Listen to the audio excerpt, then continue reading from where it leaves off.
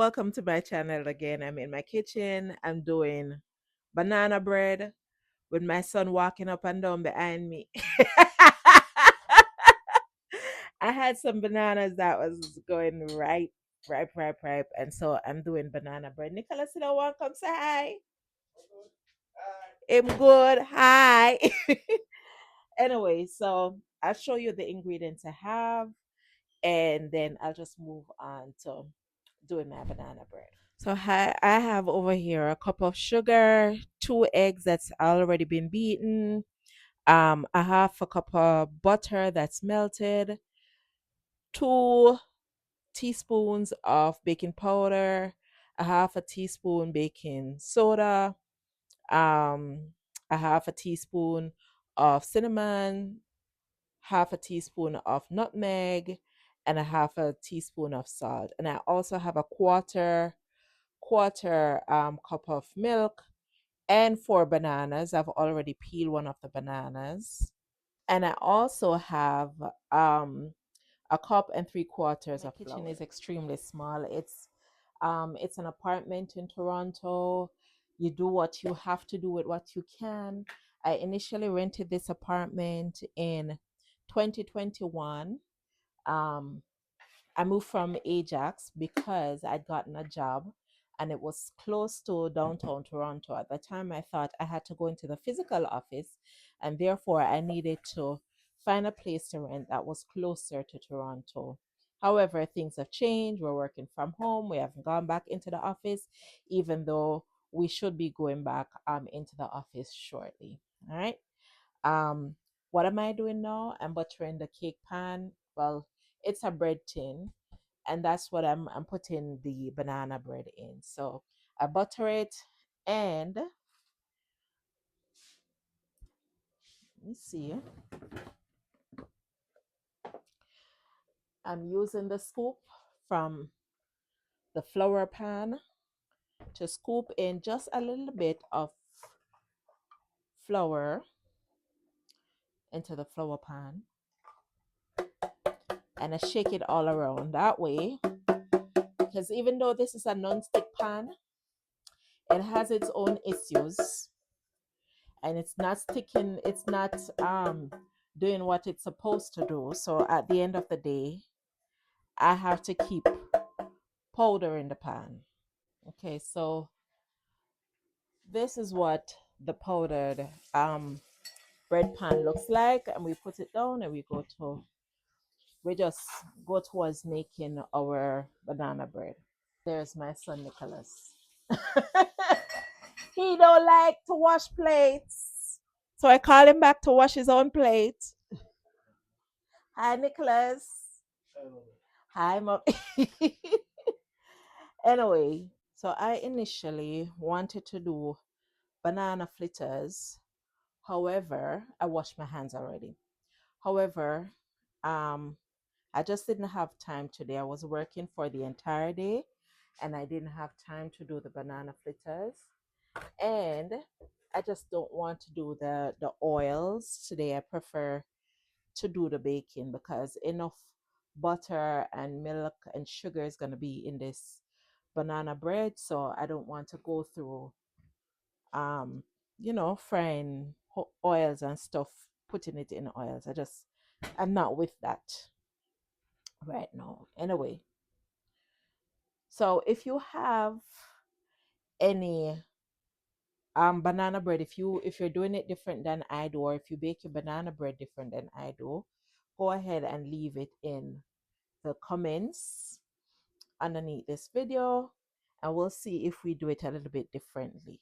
All right, but towards the end of the mixing, I'm going to put in one of the ingredients I love the most in a banana bread. All right, and notice how I take off the skin. I take off all the little veins that's on it, and I put it in there. Some days I throw it away.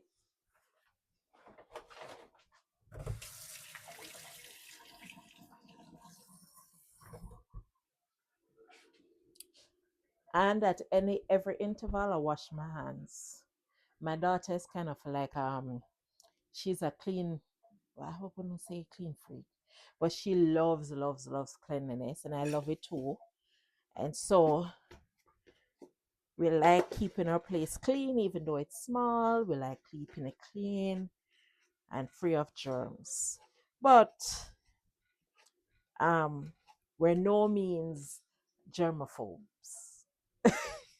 We're not, but we're just like a clean place. All right. So I'm using a fork to crush the banana. I'm gonna crush it out. I usually take off the tips of the banana because the tip of the banana has a little thing that it looks kind of yucky to me. Take off some of them already. But I'll bring you back when I'm finished crushing out the banana. Now this is how my crushed banana looks. The oven is already preheated to 350 degrees, and we're going to go ahead and add the other ingredients to the banana. We're gonna add the wet ingredients to the banana puree.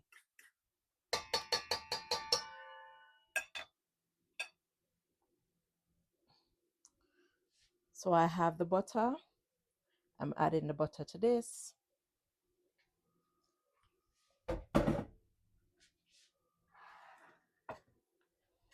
And the beaten egg. You can do it in whatever order you want to do it in. However you put it in, it's going to come out any way you take it.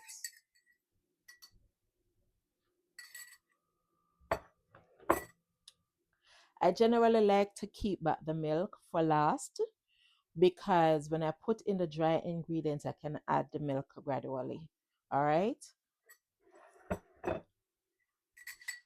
I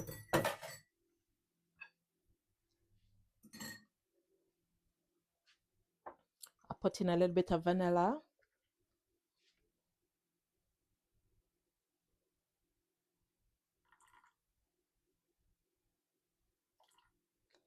I eyeball it until the ancestors say to stop.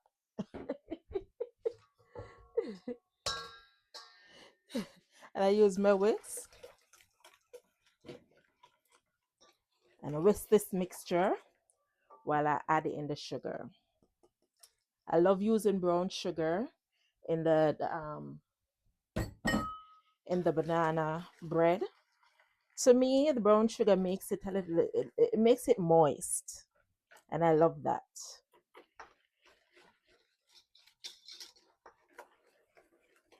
Already the kitchen is smelling so good.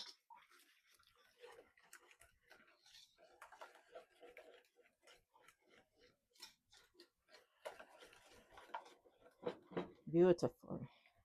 And we're gonna set this mixture aside.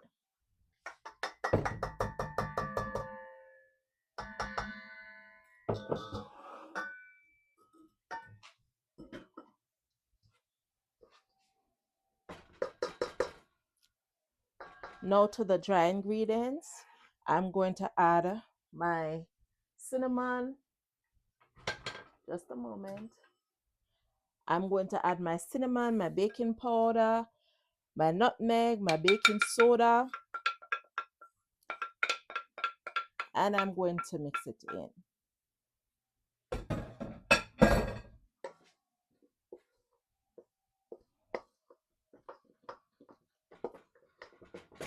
Mm. I know not a lot of people put nutmeg in their banana bread. They just use the cinnamon, but I like the spices. And everybody is different. They do their things a little bit differently. That's okay. That's okay. Whatever rocks your boat.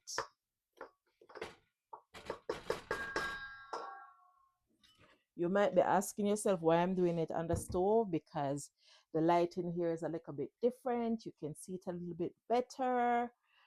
And so that's the reason why I'm doing it. I have a little space over there, but the lighting is not so wonderful. All right.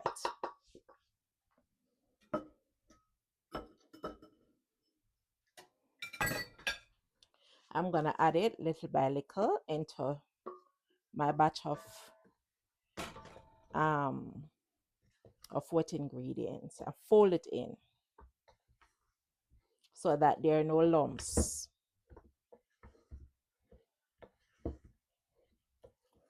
We don't want any flour lumps the into the mixture. And I'll bring you back when I'm finished. I add the flour little by little into the wet ingredients. Let me bring you back when I'm finished folding it in. I'm putting in my milk into the mixture.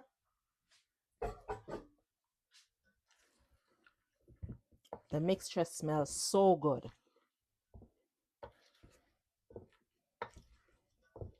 Still folding it in.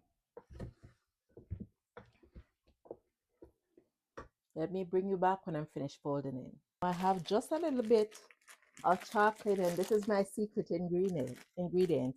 I have a little bit of Chipits chocolate. It's dark chocolate. I'm going to add that to my banana bread mixture.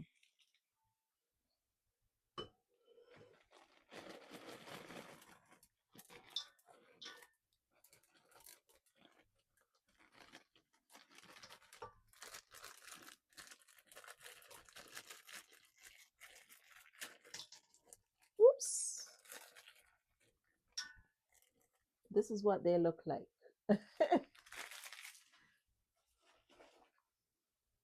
I'm going to fold in those chocolate chips into the banana bread mixture. While I'm doing that, I'm going to put on a little water in the kettle. That's my secret for ensuring that my cakes and pastries are moist. You put a little boiling water into the oven with your cake, and while it's baking, it will ensure that your cake or whatever it is that you're making, especially like Jamaican fruit cake, Christmas cake, it ensures that it's moist. It stays moist. All right. Let me go ahead and scrape this into our bread pan.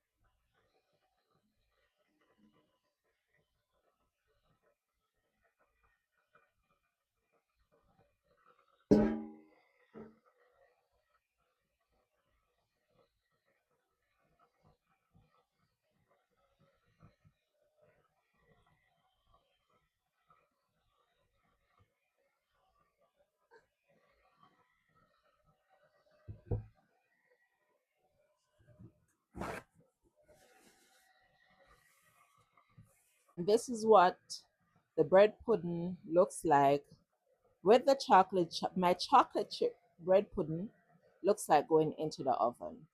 Let's talk about cause and effects. Cause and effects. Most recently, a lot of persons were talking about the BAFTA Awards and about the gentleman who suffered from Tourette syndrome. He said the hard N word with the ER at the end. Um, and everybody was up in arms. Now, the gentleman has a disability. He's a Tourette's syndrome person. He's going through that. And at the end of the day, it causes him to utter words that he has no control over. And that's understandable. So when he said the word and I saw the video, I'm like, oh my God, there's going to be a lot of persons saying Tourette's is not real. But I'm here to tell you it is real. I've gone to school with people who have Tourette's syndrome. I've known persons who have Tourette's syndrome. I've seen just a few of them that has it in Jamaica, and they don't want to come out into public because at the end of the day, people will laugh at them. People will say it's not real. People will say that they're making it up. And so, because of that, a lot of persons tend to stay home because they don't want to blurt things out, or they don't want to have the ticks or the whistles or whatever it is that, people might look at them like, you know, another incident I've noticed was that there's this girl on here that has a page that says, "I'm not a lawyer, but." So she was given an overview of a case where there were some young men who had taken, one of the young men had taken his, I believe it's either his father or his grandfather's car. He's 15 years old. He took the car with his friends, drove around, and he got into an accident where a lady, her not the lady, the grandmother, husband, and I think the two grandkids, they died as a result of that gentleman who was driving around. But not only that, the case had a different side to it. The case is a side where the grandfather was charged because authorities were saying that he gave the keys to his 15-year-old. He gave his car keys to the 15-year-old and told him to go where he's going, buckle up, and come right back. 15 years old, does not have a driver's license, doesn't have any kind of oh my god, I don't even want to go into that part of it. But at 15, I don't believe that the young man should have been driving. I believe that the grandfather should have driven him to where he needs to go. And because of the casualties, the deaths from that accident, the grandfather also was charged. And at the hearing, at the sentencing hearing, the grandfather's daughter was saying she's begging for leniency for her father because at the end of the day, he has cancer and the prison doesn't have his medication to keep him alive or to give him a fighting chance. So she's asking for leniency. Recently also, the back and front that I've had with the gentleman with the OSAP, not with him, but people just being annoying in under the video about the OSAP incident and his video that he posted. All three of those incidents are prime examples of cause and effect. Now, even though the impact of all those actions. For example, the BAFTA gentleman, he could not control what he has done. He couldn't control what his utterances because of his disability. However, him being a Caucasian gentleman and uttering a racist remark, it still impacted the community. So then we we discuss whether or not should there have been an apology coming out of it. Some people feel like he should not apologize because he has a disability. However, the impact on it and the era that he was in, there's still an impact. He doesn't have to apologize for his disability, but he can apologize for the impact of his utterances, right? And that would have been a prime avenue for him to educate people on what exactly Tourette syndrome is. The other part of it is the grandfather that gave the 15-year-old the keys to drive his car and they met in the accident. Four persons lost their lives as a result of that. Huh? When the grandfather gave the keys to his grandson. In fact, he was in court saying he did not give the keys. But after listening to the testimony, I felt like he gave the keys, right? And he made a mistake. He made a stupid mistake, but a mistake nonetheless. He made a mistake that caused the lives of persons. But however, when his daughter came into court and asked for leniency, I'm thinking about how are you asking for leniency for your father to stay alive when the effects of his actions cause the demise of four persons? Cause and effect. He didn't think about what he was doing. He was negligent in what he was doing. And you may see some similarities in the action of the OSAP gentleman. The gentleman, he posted a video. He was kidding around like a lot of kids. And I said it's youthful exuberances. Youthful exuberance. A lot of young persons on this social media platform and others, they do things that lands in different ways, and the impact of the action can be lifelong. Do you apologize or do you not apologize? What do you do? So when you're doing things, you've got to think about cause and effect, regardless of if you can control it. There is still the impact on others. What do you do after your actions have, caused people to either lose their lives, have disrupted how they think, have disrupted their own actions, their everyday life? What do you do? Tell me what your responses are to this.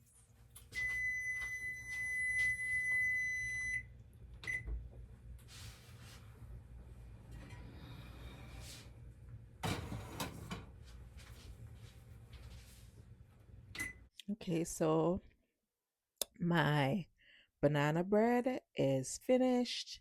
I'm letting it cool down, and this is the end result. Okay. When it's cooled down, I'll cut a slice so you guys can see what it looks like inside.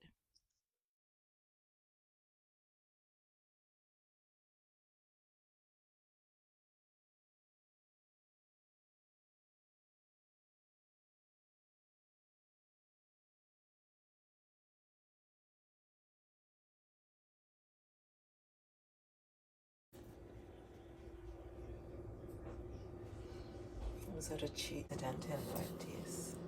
But you take the back of it anyway. Okay. It look like pieces. Banana pudding, I mean, banana bread. Sorry, banana bread.